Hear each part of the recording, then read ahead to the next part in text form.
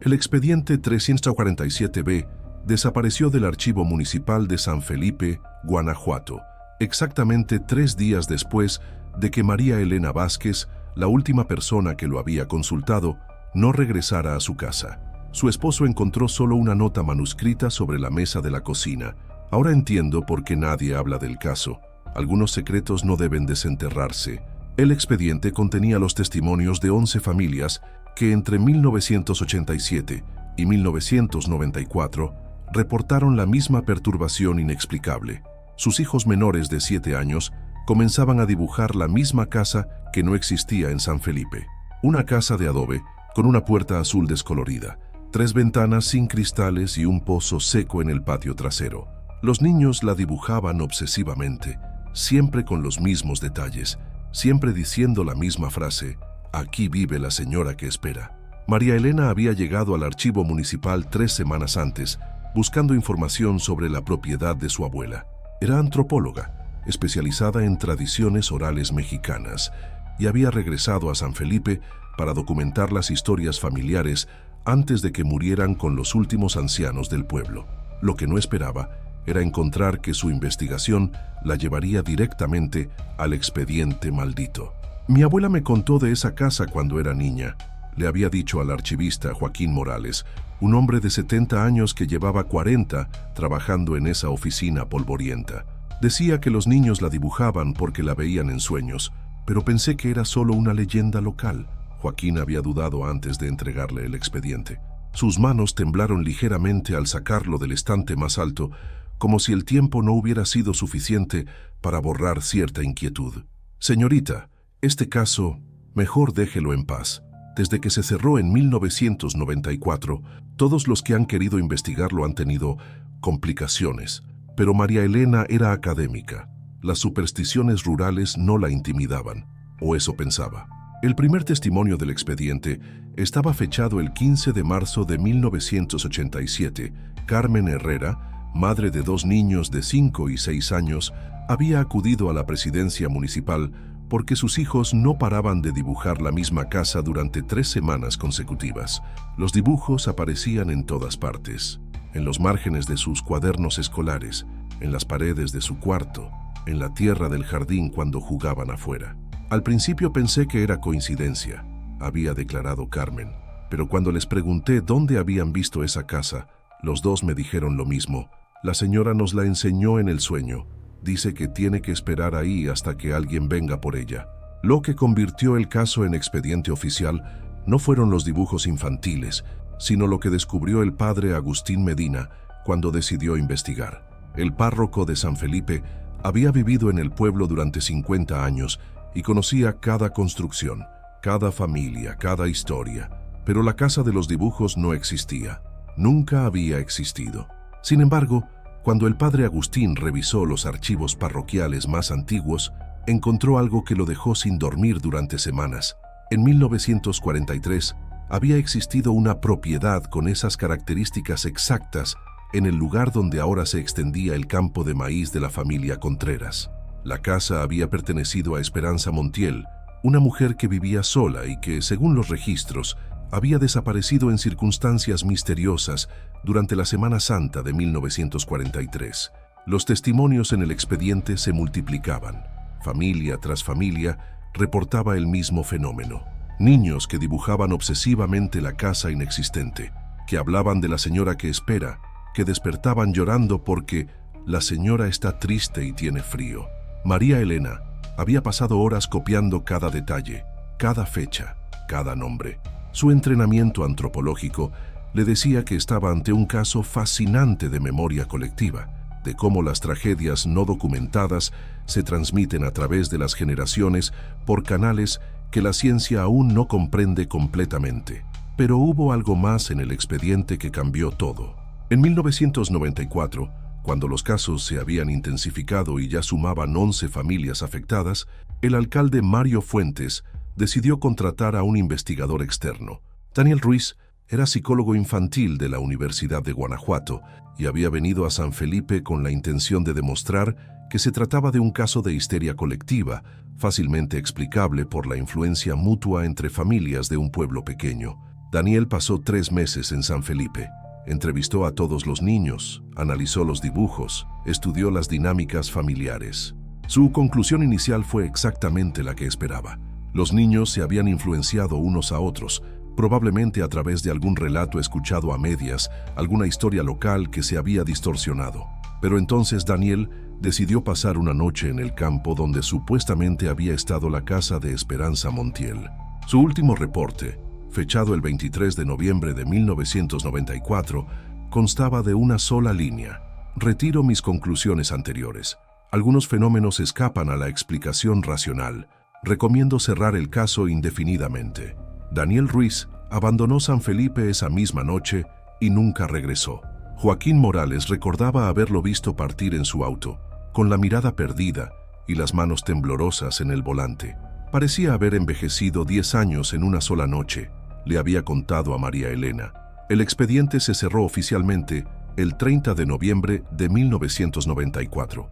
Los casos de niños dibujando la casa cesaron abruptamente después de esa fecha, como si algún interruptor invisible se hubiera apagado. Las familias afectadas nunca volvieron a hablar del tema, y cuando alguien preguntaba, simplemente decían que sus hijos habían superado esa etapa. Pero María Elena había encontrado algo que el expediente no mencionaba. En sus conversaciones con los ancianos del pueblo, había descubierto que los dibujos habían aparecido en otras épocas. Su propia abuela le había contado que, siendo niña en los años 30, ella también había dibujado esa casa obsesivamente. ¿Alguna vez sentiste que el silencio guardaba algo que nadie dijo? Mijita, le había dicho su abuela poco antes de morir, hay cosas que no se olvidan aunque pasen los años. Hay gente que no puede irse, aunque ya no esté, y hay casas que siguen ahí, aunque las hayan borrado de la tierra. María Elena había comenzado a sospechar que el expediente 347B no era la primera vez que San Felipe enfrentaba este fenómeno, sino simplemente la primera vez que alguien se había atrevido a documentarlo oficialmente. Durante sus últimos días en el archivo, había desarrollado una teoría. Esperanza Montiel no había desaparecido en 1943. Había muerto en circunstancias que el pueblo había decidido ocultar, y de alguna manera su presencia seguía conectada con los niños de San Felipe, manifestándose cíclicamente a través de los dibujos, de los sueños, de esa necesidad inexplicable de recordar una casa que ya no existía. La noche antes de su desaparición, María Elena había llamado a su esposo desde el hotel donde se hospedaba en San Felipe. «Mañana voy a ir al campo donde estaba la casa», le había dicho. «Creo que entiendo lo que pasó realmente. Creo que sé por qué los niños la ven». Su esposo nunca entendió completamente esa llamada. María Elena sonaba diferente, como si hubiera descubierto algo que la había cambiado profundamente. «Hay cosas que los archivos no pueden documentar», le había dicho. «Hay verdades que solo se entienden cuando las sientes en el aire, cuando las respiras». 3 días después, el expediente 347B desapareció junto con María Elena Vázquez. Joaquín Morales, el archivista, decidió jubilarse anticipadamente después del incidente. Antes de irse, selló la sección donde se guardaba el expediente y dejó instrucciones de que nadie más tuviera acceso a esos documentos sin autorización especial. Pero las instrucciones llegaron tarde, porque esa misma semana, 3 niños de San Felipe comenzaron a dibujar una casa de adobe con una puerta azul descolorida, 3 ventanas sin cristales y un pozo seco en el patio trasero. Y cuando sus padres les preguntaron dónde habían visto esa casa, los 3 respondieron lo mismo. «La señora nueva nos la enseñó. Dice que ahora también ella tiene que esperar». Los dibujos comenzaron exactamente 7 días después de la desaparición de María Elena. Primero fue Sofía Contreras, de 6 años, quien despertó una madrugada y dibujó la casa familiar en las paredes de su cuarto con un crayón rojo. Pero no era la casa donde vivía con sus padres. Era la casa de adobe con la puerta azul, trazada con una precisión que helaba la sangre. «Mamá, la señora nueva me dijo que tengo que dibujarla para que no se olvide», le explicó Sofía a su madre Carmen, mientras desayunaba como si nada hubiera pasado. «Dice que la otra señora ya se fue a descansar, pero que ella todavía no puede». Carmen Contreras sintió un escalofrío que no pudo explicar. Ella era prima de Carmen Herrera, la misma mujer que había reportado el primer caso en 1987. Había crecido escuchando las historias del expediente maldito, pero pensaba que todo eso había quedado en el pasado. Esa misma tarde, Mateo Salinas, de 5 años, apareció en la puerta de su casa con las manos cubiertas de tierra húmeda.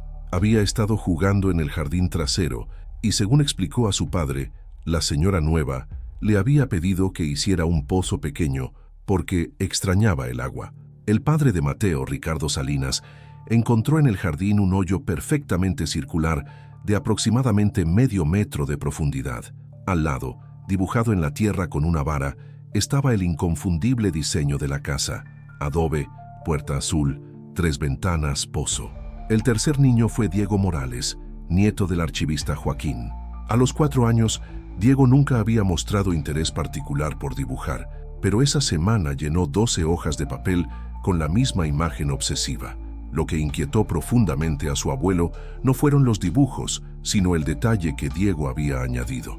En una de las ventanas había dibujado 2 figuras femeninas, una más difusa, como si se estuviera desvaneciendo, y otra más sólida, más presente. «Abuelito», le había dicho Diego mientras señalaba las figuras, «la señora que estaba antes ya se fue porque vino la señora Nueva, pero la señora Nueva dice que tiene mucho miedo porque no sabe si va a poder irse también». Joaquín Morales, quien había decidido jubilarse precisamente para alejarse de este caso, se encontró nuevamente en el centro de la tormenta. Su conocimiento del expediente original lo convertía en la única persona en San Felipe que podía entender las implicaciones de lo que estaba sucediendo. 3 noches después de que comenzaron los nuevos dibujos, Joaquín no pudo dormir. Salió a caminar por el pueblo desierto, intentando ordenar sus pensamientos, cuando se encontró caminando inconscientemente hacia el campo donde había estado la casa de Esperanza Montiel. Era una noche sin luna, pero el campo parecía tener una luminosidad extraña, como si la tierra misma emanara una luz tenue y fría. Joaquín se detuvo en el borde del terreno y por primera vez en su vida sintió la presencia inconfundible de algo que no podía ver. No era una presencia amenazante, era profundamente triste. «Esperanza», murmuró en voz baja, sintiendo que las palabras salían de su boca sin que él las hubiera pensado conscientemente. «¿Eres tú?». El viento se detuvo completamente. El silencio se volvió tan denso que Joaquín pudo escuchar los latidos de su propio corazón, y entonces, con una claridad que lo dejó temblando, escuchó una voz femenina que parecía venir de todas partes y de ninguna. «Ya no estoy sola». Joaquín regresó a su casa esa noche con la certeza de que algo fundamental había cambiado en San Felipe. María Elena no había desaparecido simplemente. Había tomado el lugar de Esperanza Montiel en algún limbo incomprensible, y ahora era ella quien intentaba comunicarse con los niños del pueblo. Al día siguiente, Joaquín tomó una decisión que habría considerado impensable semanas antes. Decidió buscar a Daniel Ruiz, el psicólogo que había investigado el caso original en 1994 y que había huido de San Felipe con conclusiones que nunca reveló públicamente. La búsqueda no fue fácil. Daniel había cambiado de universidad, de especialidad, incluso de estado. Joaquín tardó 2 semanas en localizarlo trabajando como terapeuta privado en Querétaro, especializado en trauma infantil. Cuando finalmente lo contactó por teléfono, la reacción de Daniel fue inmediata y visceral. «No», fue lo primero que dijo. «No voy a hablar de San Felipe. No voy a hablar de esa casa, y le recomiendo que usted también olvide todo eso». Pero Joaquín era persistente. «Doctor Ruiz, han vuelto los casos. 3 niños. Y creemos que María Elena Vázquez, la antropóloga que desapareció, ahora es parte del fenómeno». Siguió un silencio tan largo que Joaquín pensó que la llamada se había cortado. Finalmente, Daniel habló con una voz que sonaba considerablemente más vieja que sus 52 años. «¿Dijo María Elena Vázquez, la antropóloga de tradiciones orales?». «Sí, la conocía. Conocía su trabajo. Era brillante. Si ella decidió investigar el caso». Daniel suspiró profundamente. «Señor Morales, lo que voy a contarle no se lo he dicho a nadie en 30 años, y después de esta conversación no vuelva a contactarme». Lo que Daniel le reveló a Joaquín esa tarde cambió completamente su comprensión del caso. En 1994, Daniel no había pasado una sola noche en el campo donde había estado la casa de Esperanza Montiel. Había pasado 3 noches consecutivas y cada una había sido más perturbadora que la anterior. La primera noche había experimentado sueños extremadamente vívidos sobre una mujer de mediana edad que le suplicaba que la ayudara a encontrar la puerta para irse. Los sueños eran tan reales que despertaba con la sensación de haber tenido conversaciones completas con alguien que no podía ver. La segunda noche, los sueños se habían intensificado. La mujer le había mostrado imágenes de su vida. Se llamaba Esperanza Montiel. Había sido maestra rural. Había vivido sola en la casa de adobe cuidando a su madre enferma hasta que ésta murió en 1942. Después de la muerte de su madre, Esperanza había comenzado a comportarse de manera extraña. Los vecinos decían que hablaba sola, que veían luces en su casa a todas horas, que a veces la escuchaban llorar durante noches enteras. Pero lo que había aterrado realmente a Daniel fue la tercera noche. Esa noche no había soñado. Había despertado alrededor de las 3 de la madrugada y había visto a Esperanza Montiel parada junto a su carpa. No era una alucinación ni un sueño lúcido. Era una mujer real, de carne y hueso, vestida con ropas de los años 40, que lo miraba con una mezcla de esperanza y desesperación. «¿Usted puede verme?», le había preguntado Esperanza. Daniel había estado paralizado, incapaz de hablar o moverse. «Por favor», había continuado ella, «necesito que alguien sepa la verdad. Necesito que alguien entienda por qué no puedo irme». Y entonces, Esperanza le había contado lo que realmente había pasado en 1943. No había desaparecido misteriosamente. Había sido asesinada por su propio sobrino, Tomás Montiel, quien quería apoderarse de sus tierras. Tomás la había estrangulado una noche de abril, había enterrado su cuerpo en el pozo de la casa y había incendiado la construcción para borrar las evidencias. Después había difundido la historia de que su tía había desaparecido durante la Semana Santa. «Mi cuerpo sigue ahí», le había dicho Esperanza a Daniel, «en el pozo. Por eso no puedo irme. Por eso los niños me ven. Porque mi historia nunca se contó. Porque la injusticia me mantiene atada». Daniel había abandonado San Felipe esa misma madrugada, pero no antes de verificar una cosa. Había buscado los registros de propiedad de 1943 y había confirmado que, efectivamente, las tierras de Esperanza Montiel había pasado a manos de su sobrino Tomás inmediatamente después de su desaparición. Si algo así te tocó alguna vez, escribe «Yo me acuerdo» en los comentarios. «Señor Morales», le dijo Daniel por teléfono, «si María Elena descubrió la misma verdad que yo descubrí, si intentó hacer justicia o contar la historia públicamente, es posible que ahora esté en la misma situación que Esperanza». Joaquín sintió que el mundo se tambaleaba a su alrededor. «¿Está diciendo que María Elena está muerta?» «Estoy diciendo que hay fuerzas en ese lugar que no entendemos, fuerzas que se alimentan del silencio, de los secretos, de las injusticias que nunca se han resuelto. Y si María Elena intentó romper ese silencio». La llamada se cortó abruptamente. Esa noche, Joaquín no pudo dormir.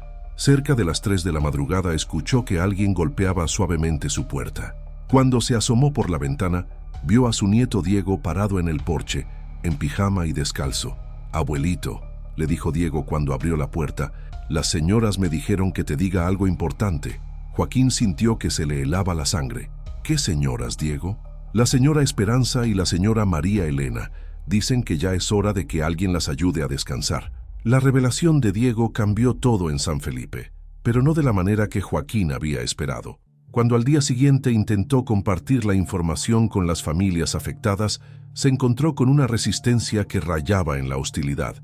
Era como si el pueblo entero hubiera decidido, de manera tácita e inconsciente, que algunas verdades era mejor mantenerlas sepultadas. Carmen Contreras, madre de Sofía, se negó rotundamente a escuchar cualquier explicación sobre Esperanza Montiel. «Mi hija está pasando por una etapa difícil», insistía. «Los niños tienen pesadillas. Eso es todo. No necesitamos revolver el pasado». Ricardo Salinas fue aún más directo. «Señor Morales, con todo respeto, usted ya está jubilado. Deje que los vivos se ocupen de los problemas de los vivos». Pero los niños no podían ser silenciados tan fácilmente. Sofía había comenzado a despertar cada noche exactamente a las 3 de la madrugada, la misma hora en que Diego había visitado a su abuelo. No lloraba ni gritaba, simplemente se levantaba, caminaba hasta la ventana de su cuarto y se quedaba allí parada durante exactamente 1 hora, mirando hacia el campo donde había estado la casa de Esperanza Montiel. Cuando sus padres le preguntaban qué hacía, Sofía respondía siempre lo mismo: estoy esperando con las señoras. Ellas no pueden dormir, entonces yo tampoco duermo. Mateo había desarrollado una obsesión inquietante con el agua. Pasaba horas llenando cubetas en el jardín trasero y vertiendo el agua en el hoyo que había cavado, como si intentara llenar un pozo que nunca se satisfacía. El agua se va, le explicaba a su padre. Las señoras dicen que el agua siempre se va, pero que hay que seguir intentando. Diego, el nieto de Joaquín, había comenzado a dibujar mapas. No mapas de lugares reales, sino diagramas complejos que mostraban el pueblo de San Felipe, con líneas que conectaban la casa de cada familia afectada con el campo de Esperanza Montiel. En el centro de cada mapa, había dibujado 2 figuras femeninas tomadas de la mano, rodeadas por lo que parecían ser decenas de figuras más pequeñas. ¿Qué son esas figuras pequeñas?, le preguntó Joaquín una tarde mientras observaba a su nieto dibujar. Son todos los niños que han visto a las señoras, respondió Diego sin levantar la vista. Desde hace muchos años. Están todos conectados, abuelito. Todos somos parte de la misma historia.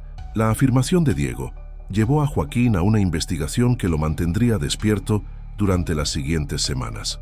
Si los niños de San Felipe habían estado viendo a Esperanza Montiel desde mucho antes de 1987, debía haber registros, testimonios, alguna evidencia de que el fenómeno era mucho más antiguo de lo que el expediente 347B había documentado.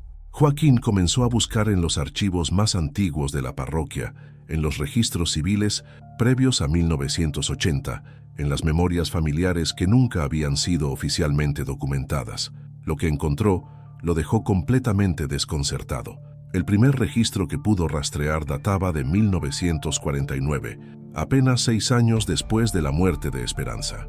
La maestra rural de esa época, Refugio Sánchez, había escrito una carta al párroco expresando su preocupación porque varios de sus alumnos habían comenzado a dibujar una casa que no existía durante las clases.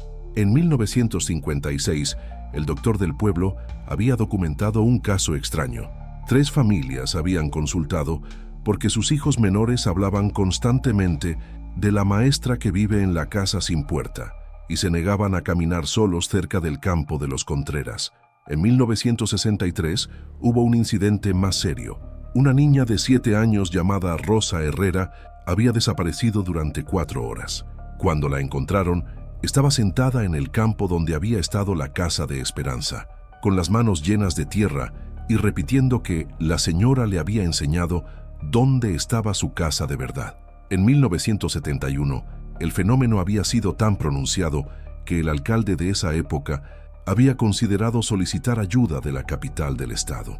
12 familias habían reportado que sus hijos dibujaban obsesivamente la misma casa, pero el caso se había desvanecido abruptamente cuando uno de los niños afectados, Tomás Montiel Jr., hijo del asesino de Esperanza, había muerto en un accidente de tractor. Joaquín sintió un escalofrío al leer ese último registro. ¿Había sido realmente un accidente? ¿O había algo más siniestro en la muerte del hijo del hombre que había asesinado a Esperanza? La búsqueda lo llevó eventualmente hasta Refugio Sánchez, la maestra rural de 1949, quien a los 93 años vivía en un asilo en León. Cuando Joaquín la visitó, la encontró lúcida y con una memoria sorprendentemente clara para los eventos de décadas pasadas. «Por supuesto que me acuerdo de los dibujos», le dijo Refugio con una sonrisa triste. «Esos niños veían algo que nosotros los adultos no podíamos ver, pero yo sabía lo que era». ¿Sabía qué era? Refugio asintió lentamente. «Yo conocí a Esperanza Montiel. Era apenas 5 años mayor que yo. Había estudiado para maestra, igual que yo, pero tuvo que quedarse a cuidar a su madre enferma. Era una mujer muy dulce, muy inteligente. Amaba a los niños». La anciana se quedó en silencio por un momento, mirando por la ventana del asilo como si pudiera ver el pasado proyectado en el cristal. Cuando Tomás dijo que su tía había desaparecido, nadie le creyó realmente. Esperanza no era el tipo de mujer que abandona su hogar sin decir nada. Pero Tomás era hombre, tenía dinero, tenía influencia, y Esperanza era solo una mujer soltera que vivía sola. ¿Quién iba a investigar realmente? ¿Usted sabía que la había matado? No sabía, dijo Refugio, pero lo sospechaba, y cuando empezaron los dibujos de los niños en 1949, supe que Esperanza estaba intentando contarnos algo. Los niños siempre ven lo que nosotros preferimos ignorar. Refugio le contó a Joaquín algo que no estaba en ningún archivo oficial. En 1950, ella había decidido investigar por su cuenta. Una noche, había ido al campo donde había estado la casa de Esperanza, llevando flores y una pequeña oración. «La vi», dijo Refugio con total convicción. «La vi tan claramente como lo estoy viendo a usted ahora». Ya estaba parada donde había estado su casa, vestida con el mismo vestido azul que llevaba el último día que la vi viva.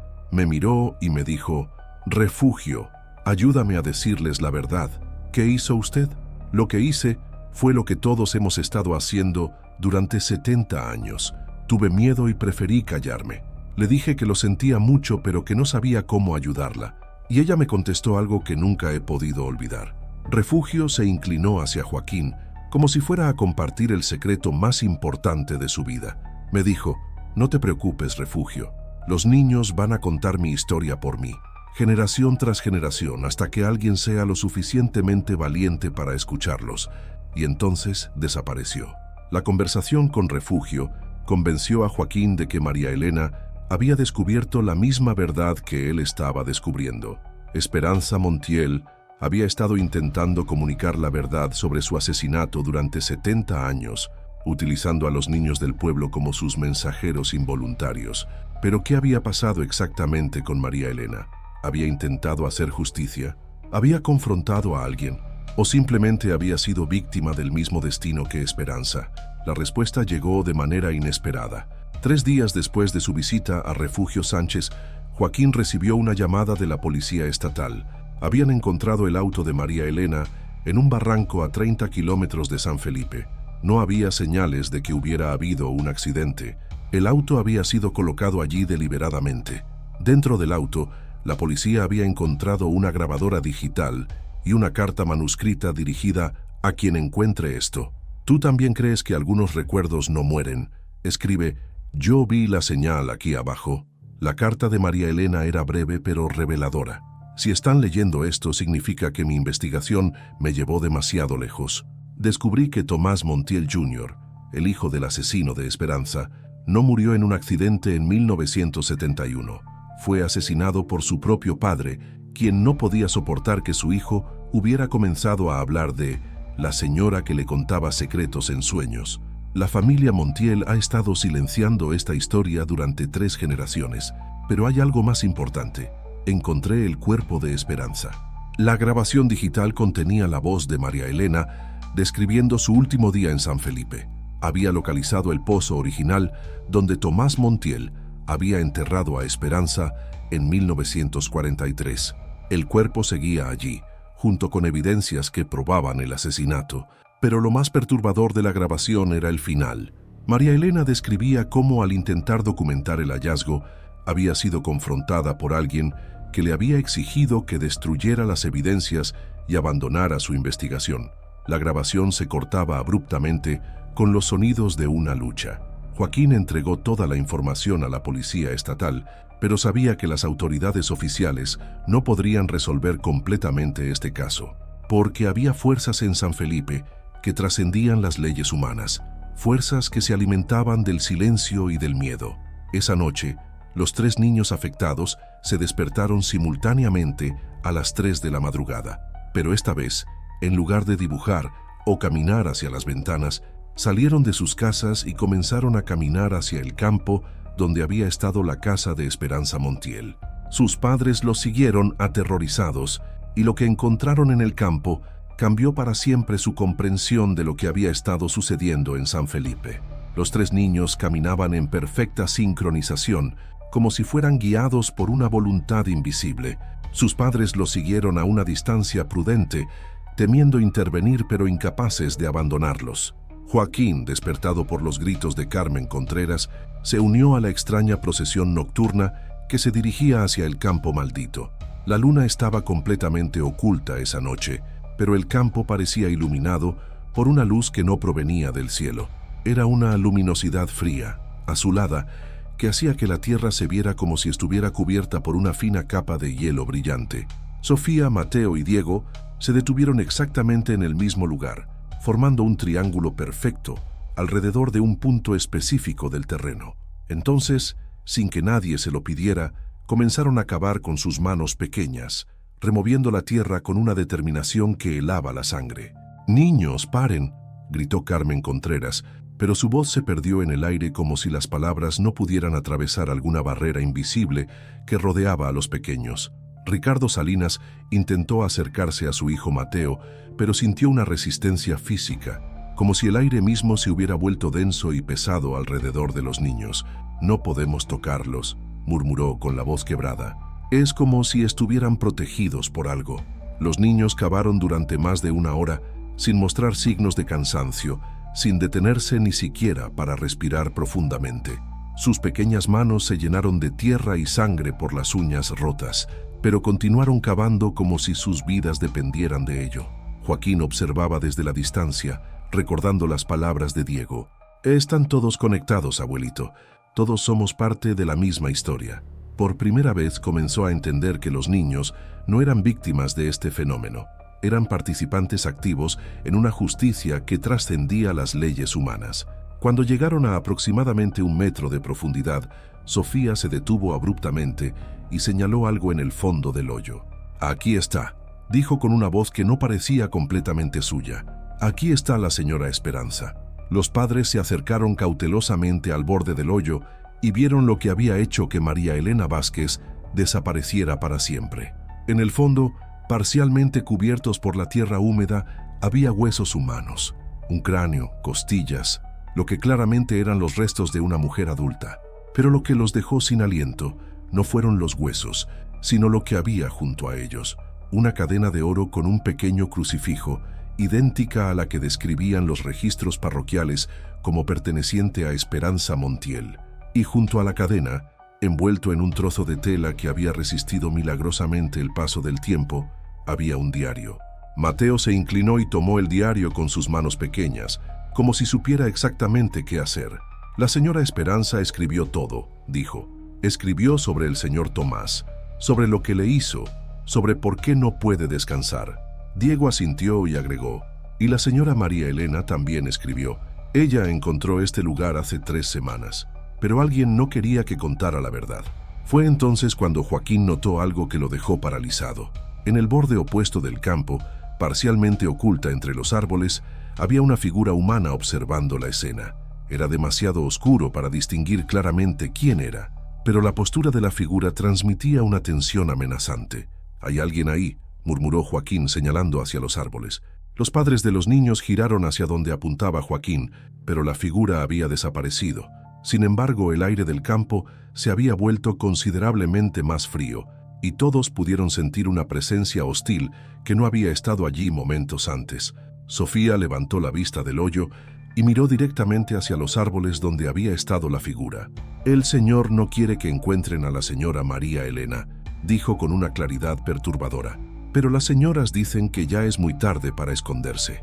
En ese momento, como si las palabras de Sofía hubieran sido una señal, los 3 niños se pusieron de pie simultáneamente y comenzaron a caminar hacia un área diferente del campo, aproximadamente 20 metros hacia el norte. Esta vez los padres no dudaron en seguirlos. El segundo lugar que los niños seleccionaron estaba marcado por una depresión superficial en la tierra, como si algo hubiera sido enterrado allí recientemente. Mateo se arrodilló y puso su oído contra el suelo, como si estuviera escuchando algo que los demás no podían percibir. «La señora María Elena está aquí», dijo, «pero está muy profunda, más profunda que la señora Esperanza».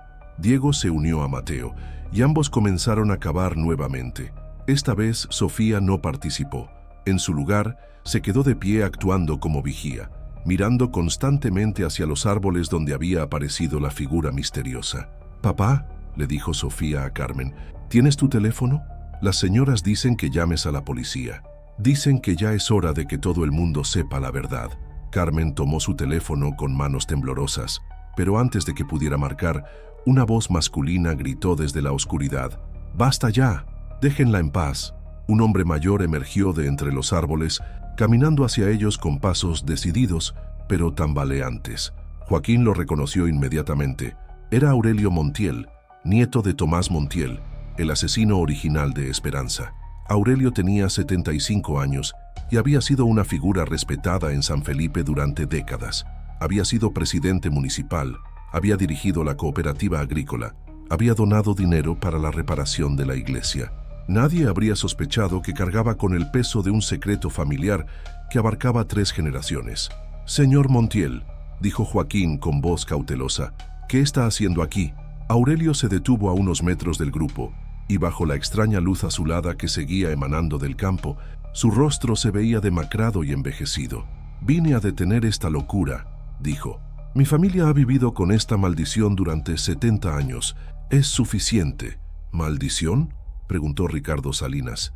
«¿De qué está hablando?».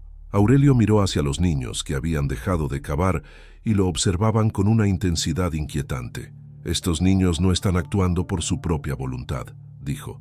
«Están siendo controlados por el espíritu de una mujer que no puede aceptar que está muerta». La respuesta de Sofía fue inmediata y escalofriante. «La señora Esperanza no está muerta, señor Aurelio. Usted la mantuvo viva con sus mentiras. Y ahora, la señora María Elena también está viva en el mismo lugar donde usted la puso». El silencio que siguió fue ensordecedor. Todos los adultos presentes comprendieron al mismo tiempo que acababan de escuchar una confesión indirecta. Aurelio retrocedió un paso, con los ojos fijos en Sofía. «Tú no puedes saber eso», murmuró. «Eres solo una niña». «No soy solo yo», respondió Sofía. «Somos todos los niños que han visto la verdad durante 70 años. Somos todos los niños que usted y su familia han estado asustando para que no hablen». Mateo levantó algo del hoyo que había estado cavando. Era un zapato de mujer, claramente moderno, del tipo que usaría una antropóloga en trabajo de campo. El zapato de María Elena. «Señor Aurelio», dijo Mateo con una voz que sonaba demasiado madura para sus 5 años, «¿por qué le hizo daño a la señora que solo quería ayudar?» Aurelio comenzó a temblar visiblemente. «Ella iba a destruir a mi familia», dijo con voz quebrada. «Iba a contar mentiras sobre mi abuelo, sobre mi padre. Iba a arruinar la reputación que hemos construido durante décadas».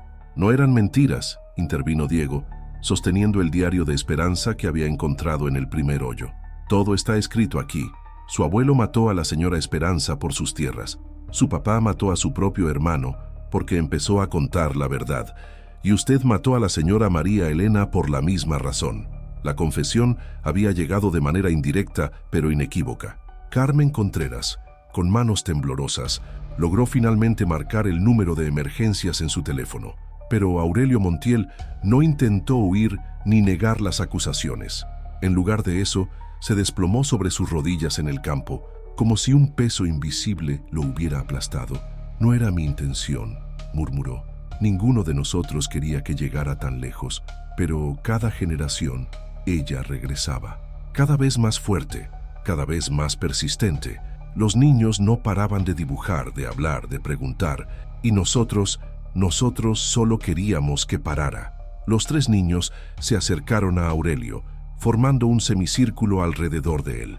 En ese momento, la temperatura del campo descendió notablemente, y todos pudieron ver sus respiraciones convertirse en vapor. «Señor Aurelio», dijo Sofía con una gentileza que contrastaba dramáticamente con la situación, «las señoras dicen que si usted cuenta toda la verdad, ellas van a poder descansar, y los niños de San Felipe van a poder ser solo niños otra vez». Aurelio levantó la vista hacia Sofía, y por primera vez en esa noche terrible, sus ojos mostraron algo parecido a la esperanza. «¿De verdad pueden perdonarme?», preguntó. La respuesta no vino de los niños, sino del aire mismo, como una voz que emergía de la tierra, del viento, de la memoria colectiva del lugar. «La verdad es lo único que necesitamos, Aurelio. La verdad es lo único que siempre hemos necesitado». En la distancia, las sirenas de la policía estatal comenzaron a sonar, acercándose a San Felipe para cerrar finalmente un caso que había permanecido abierto durante 70 años. La confesión completa de Aurelio Montiel tomó 3 horas. Sentado en el campo bajo la luz azulada que parecía emanar de la tierra misma, relató una historia que abarcaba 3 generaciones de silencio, miedo y asesinatos justificados por el terror a la verdad. Su abuelo, Tomás Montiel, había asesinado a Esperanza en abril de 1943, exactamente como ella había revelado en su aparición a Daniel Ruiz en 1994. Pero la historia no había terminado allí. Mi abuelo vivió atormentado después de eso, confesó Aurelio a los investigadores, mientras los 3 niños permanecían sentados en círculo alrededor de los 2 hoyos, como guardianes silenciosos de la verdad. Decía que Esperanza lo visitaba cada noche, que le susurraba al oído que la verdad siempre encuentra la manera de salir. El tormento de Tomás se había intensificado cuando los niños del pueblo comenzaron a dibujar la casa inexistente en 1949. Sabía que Esperanza estaba intentando comunicarse y el miedo lo había llevado a tomar medidas cada vez más desesperadas. En 1956, mi abuelo intentó mudarse de San Felipe, continuó Aurelio. Vendió las tierras que le había robado a Esperanza y se fue con su familia a Celaya, pero los dibujos lo siguieron. Su propio hijo, mi padre Tomás Jr., comenzó a dibujar la casa. No importaba a dónde fueran, Esperanza los encontraba. La familia había regresado a San Felipe en 1960, convencida de que huir era imposible. Tomás Sr. había vivido los últimos 10 años de su vida en un estado de paranoia constante, bebiendo hasta perder la conciencia cada noche para evitar los sueños donde Esperanza le reclamaba justicia. Pero la verdadera tragedia había comenzado cuando Tomás Jr., el padre de Aurelio, había empezado a mostrar signos de querer confesar la verdad. Mi padre era diferente a mi abuelo, explicó Aurelio con la voz quebrada. Tenía conciencia. El peso del secreto lo estaba matando. En 1971, cuando varios niños del pueblo comenzaron otra vez con los dibujos, mi padre decidió que ya era suficiente. Iba a ir con el párroco y confesar todo. Aurelio hizo una pausa, mirando hacia los niños que lo observaban con una comprensión que trascendía su edad. Diego tenía el diario de Esperanza en sus manos y ocasionalmente pasaba las páginas como si estuviera leyendo, aunque era imposible que un niño de 4 años pudiera descifrar la escritura de los años 40. Mi abuelo no podía permitir que mi padre confesara. Una noche, 2 días antes de que mi padre fuera a hablar con el cura, mi abuelo saboteó el tractor. Hizo que pareciera un accidente. La confesión más dolorosa llegó cuando Aurelio explicó cómo había descubierto la verdad sobre la muerte de su padre. Yo tenía 12 años cuando pasó, pero mi abuelo me lo contó todo cuando cumplí 18. Dijo que era mi responsabilidad continuar protegiendo el secreto de la familia, que si alguna vez alguien se acercaba demasiado a la verdad, yo tendría que hacer lo que fuera necesario para proteger nuestro nombre. Durante décadas, Aurelio había vivido con esa carga, esperando que el fenómeno de los niños dibujando eventualmente desapareciera. El expediente 347B había sido cerrado en 1994 y por un tiempo había parecido que Esperanza finalmente había encontrado paz. Pero entonces llegó María Elena, susurró Aurelio, y era diferente a los investigadores anteriores. No se conformaba con teorías, quería evidencia física. María Elena había llegado a San Felipe con herramientas que los investigadores de 1994 no habían tenido. Detectores de metales, radar de penetración terrestre, conocimiento forense moderno. En 3 semanas, había localizado exactamente dónde estaba enterrado el cuerpo de Esperanza. Ella me contactó directamente, confesó Aurelio. Dijo que sabía que mi familia estaba conectada con la desaparición de Esperanza Montiel. Me pidió que la acompañara al campo para mostrarme lo que había encontrado. La noche del 15 de julio, María Elena había llevado a Aurelio al lugar exacto donde ahora estaban sentados. Había excavado parcialmente el sitio donde estaba enterrado el cuerpo de Esperanza y había encontrado no solo los restos, sino también el diario donde Esperanza había documentado las amenazas de Tomás y sus temores de que él intentaría matarla. Ella me mostró el diario, dijo Aurelio. Me leyó las últimas entradas donde Esperanza escribía que tenía miedo de su sobrino, que él había comenzado a presionarla para que le vendiera las tierras, que había amenazado con hacerle daño si no cooperaba. María Elena había dado a Aurelio una última oportunidad de confesar voluntariamente. Le había explicado que tenía la intención de contactar a las autoridades al día siguiente, pero que prefería que la familia Montiel tuviera la oportunidad de contar su versión de los hechos. Yo le dije que necesitaba tiempo para pensarlo, continuó Aurelio. Ella accedió a esperar 24 horas, pero esa noche no pude dormir. Seguía pensando en mi abuelo, en mi padre, en todo lo que mi familia había construido durante décadas, y decidí que no podía permitir que todo se destruyera. El asesinato de María Elena había sido un acto de desesperación más que de premeditación. Aurelio la había llamado al día siguiente, diciéndole que estaba listo para hablar.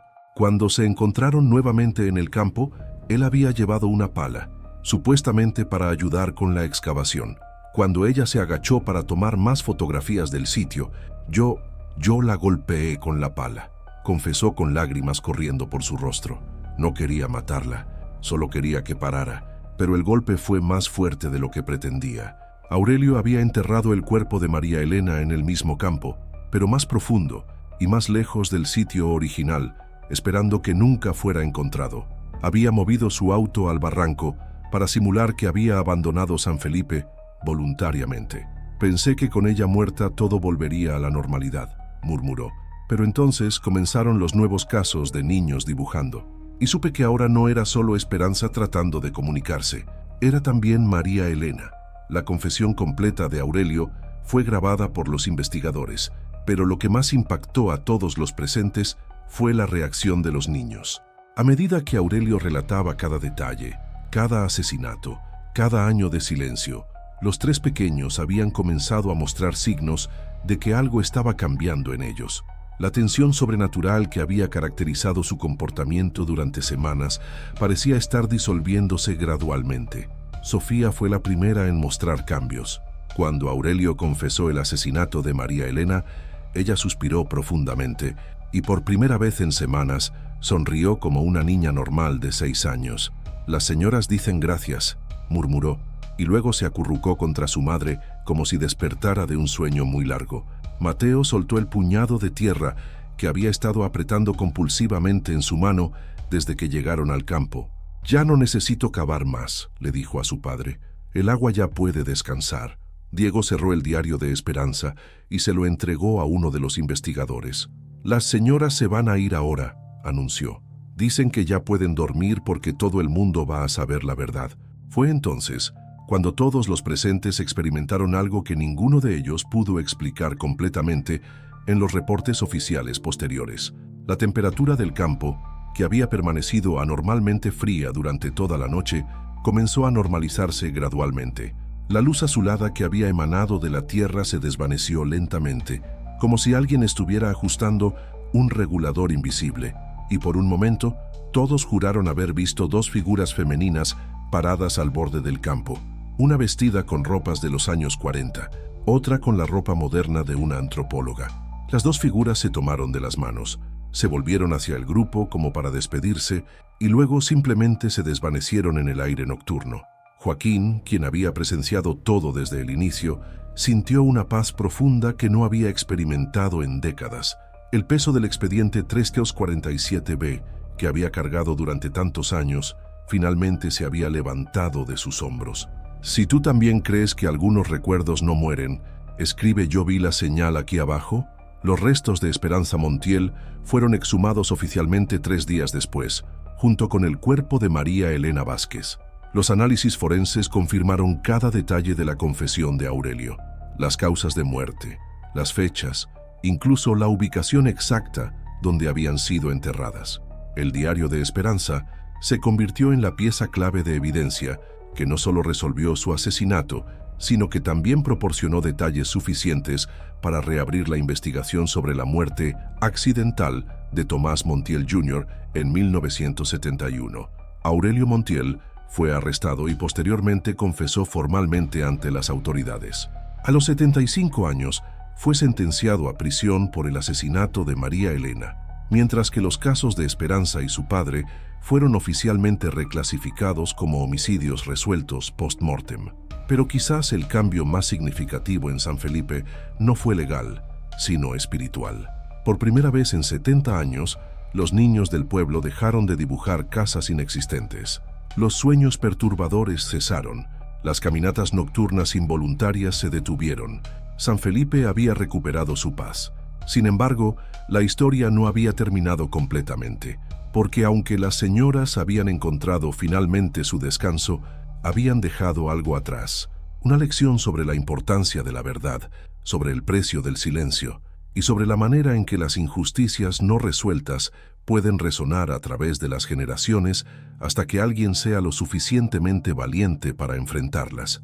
6 meses después de los eventos en el campo, San Felipe había cambiado de maneras que nadie habría podido anticipar.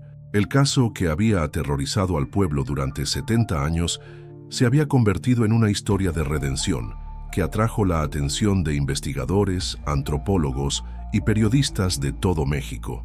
Pero para quienes habían vivido los acontecimientos de primera mano, el verdadero cambio no estaba en la atención mediática, sino en algo mucho más profundo y personal.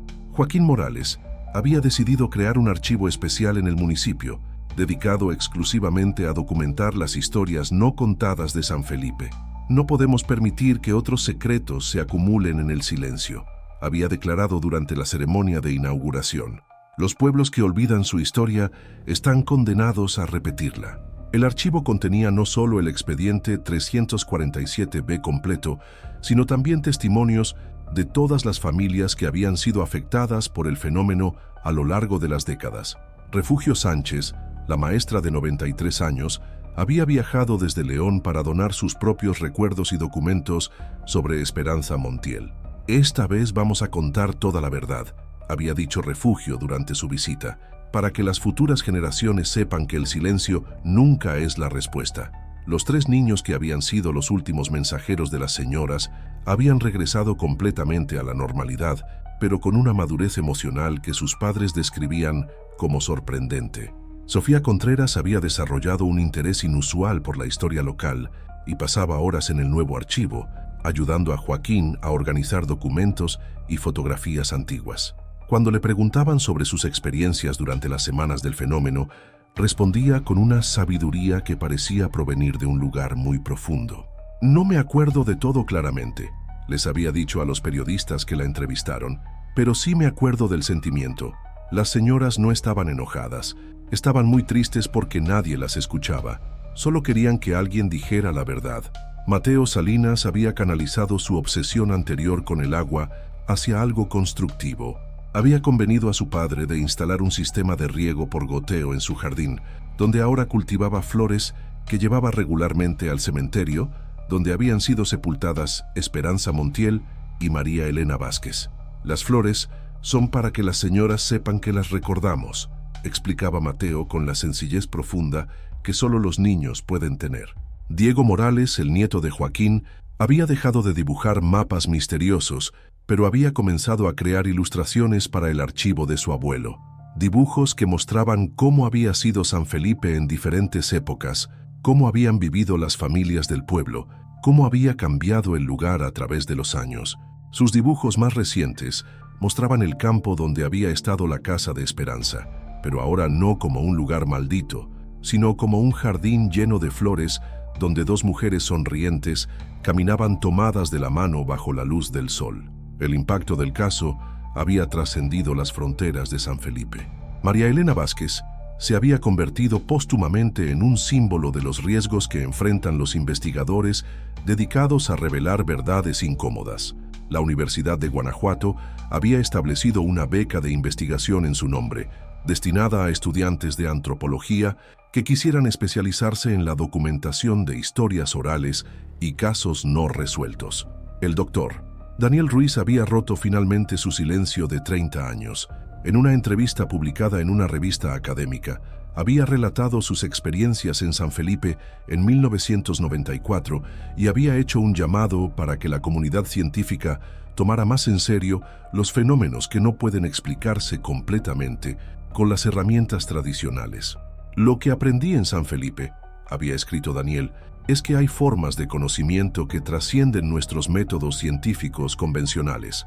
Los niños que dibujaban la casa inexistente no estaban experimentando alucinaciones colectivas, estaban participando en un proceso de memoria cultural que opera a un nivel que apenas comenzamos a comprender.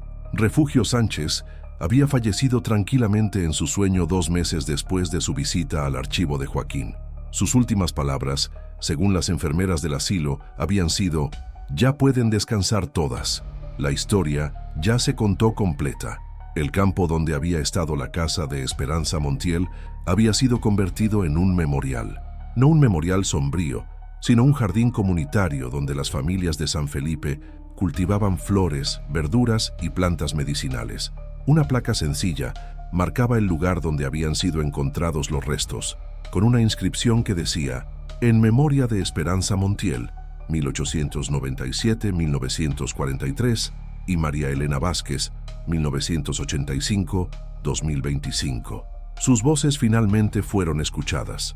Aurelio Montiel había sido sentenciado a 15 años de prisión por el asesinato de María Elena, pero su edad avanzada y su confesión completa habían resultado en una sentencia reducida. Desde la cárcel, había comenzado a escribir una memoria detallada de cómo su familia había vivido con el peso del secreto durante 3 generaciones.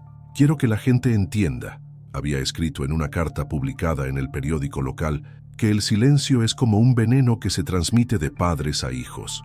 Mi abuelo me enseñó a tener miedo de la verdad, y yo le enseñé lo mismo a mis hijos. Espero que ellos puedan romper ese ciclo.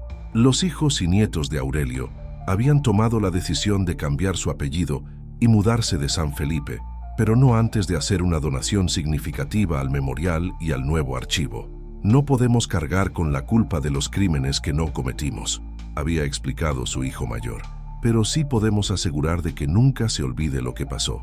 La historia de San Felipe había comenzado a estudiarse en universidades de todo el país como un caso extraordinario de cómo las comunidades pueden sanar de traumas intergeneracionales a través de la confrontación honesta con su pasado. Pero para los habitantes del pueblo, el verdadero indicador de que las cosas habían cambiado no estaba en la atención académica ni en los memorials, sino en algo mucho más simple y profundo. Los niños de San Felipe habían vuelto a ser simplemente niños. Ya no había dibujos obsesivos de casas inexistentes, ya no había pesadillas colectivas ni caminatas nocturnas involuntarias. Los pequeños jugaban en los campos sin miedo, corrían por las calles sin la sensación de estar siendo observados por presencias invisibles, dormían tranquilos, sin que voces del pasado perturbaran sus sueños. Sofía, Mateo y Diego habían regresado a preocuparse por cosas normales de la infancia: los juegos, las tareas escolares, las peleas menores con sus hermanos. Cuando ocasionalmente alguien les preguntaba sobre sus experiencias durante las semanas del fenómeno, respondían con la honestidad directa de los niños, pero sin el peso sobrenatural que había caracterizado sus palabras durante esa época. Ayudamos a las señoras a contar su historia, decía Sofía simplemente, y ahora ellas ya no están tristes. En las noches de luna llena, cuando Joaquín caminaba por San Felipe realizando sus rondas vespertinas de jubilado activo, a veces se detenía en el borde del memorial y escuchaba el silencio. Era un silencio diferente al que había caracterizado al pueblo durante décadas. Ya no era el silencio pesado del secreto y el miedo, sino el silencio tranquilo de un lugar que había encontrado paz.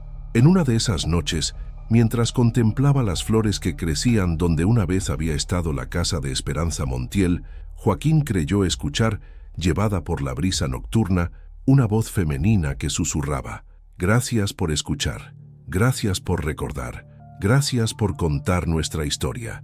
Pero cuando se volvió para ver si había alguien cerca, encontró solo la noche serena de un pueblo que había aprendido que la verdad, por dolorosa que sea, siempre es preferible al silencio que envenena el alma de las comunidades. El expediente 347-B permanecía ahora en el archivo de Joaquín, ya no como un misterio sin resolver, sino como un testimonio completo de cómo las injusticias pueden trascender la muerte cuando no se enfrentan con honestidad, y de cómo las comunidades pueden sanarse cuando finalmente encuentran el valor de confrontar sus verdades más dolorosas. Los últimos reportes del archivo mostraban que no había habido un solo caso nuevo de niños dibujando casas inexistentes desde la noche de la confesión de Aurelio Montiel. El fenómeno que había atormentado a San Felipe durante 70 años había terminado completamente, pero la lección permanecía, grabada no solo en los documentos oficiales, sino en la memoria colectiva del pueblo. Que los secretos que se mantienen para proteger la reputación familiar eventualmente se convierten en maldiciones que afectan a generaciones enteras. y que la única manera de romper esos ciclos es a través de la verdad, por dolorosa que sea. En San Felipe, los niños volvían a dibujar casas, pero ahora dibujaban las casas donde realmente vivían, llenas de luz, de familia, de esperanza para el futuro. Ya no había necesidad de dibujar casas inexistentes, donde señoras tristes esperaban eternamente que alguien contara sus historias, porque finalmente las historias habían sido contadas y las señoras al fin podían descansar en paz.